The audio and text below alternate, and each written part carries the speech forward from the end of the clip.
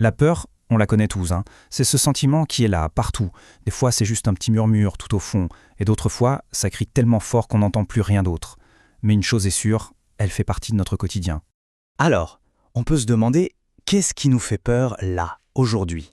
C'est peut-être le futur, qui est si incertain, ou alors un challenge au travail, une angoisse plus personnelle. Franchement, les raisons ne manquent pas, et elles sont toutes valables. Et juste le fait de se le dire, de le reconnaître, c'est déjà un grand pas. Mais voilà, face à cette peur qui est tellement humaine, il y a une réponse. Et pas n'importe laquelle, une réponse qui a traversé les âges. C'est une promesse très ancienne, mais qui, on va le voir, est plus actuelle que jamais.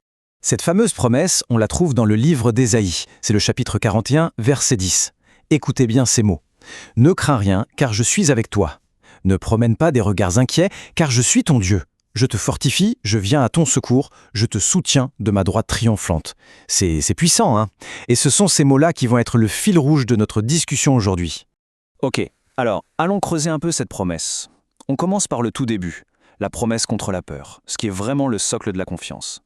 Et ce qui est incroyable, je trouve, c'est de voir que ça ne commence pas par un « fais ci » ou « fais ça ». Non, ça commence par une simple déclaration.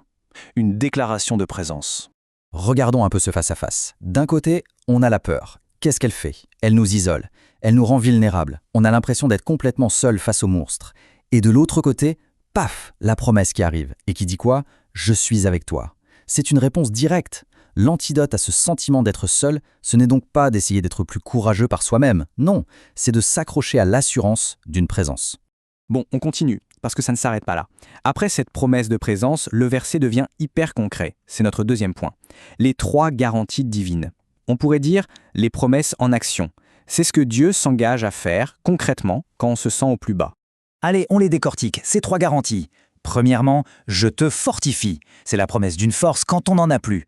Deuxièmement, je viens à ton secours. Ça, c'est une intervention directe, une aide concrète face aux obstacles. Et troisièmement, je te soutiens. C'est l'appui qui empêche de tomber. Donc on a force, aide et soutien. C'est pas juste des belles paroles, hein, ce sont des verbes d'action, de vrais engagements.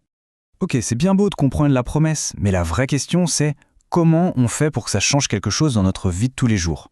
C'est justement le but de notre 3e partie, passer de la promesse à la pratique. Comment on applique cette vérité là, maintenant? Alors voilà, 3 pistes, toutes simples, toutes pratiques. La première chose, se recentrer.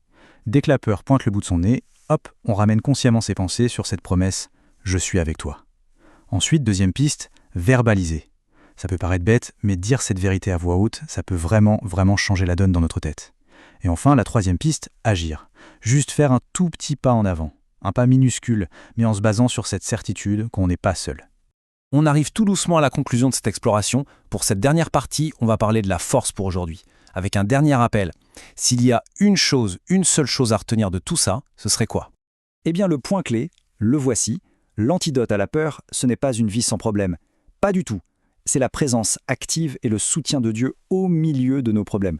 En fait, ce verset ne promet pas un ciel toujours bleu, mais il promet une présence qui ne faille jamais, même au cœur de la pire des tempêtes.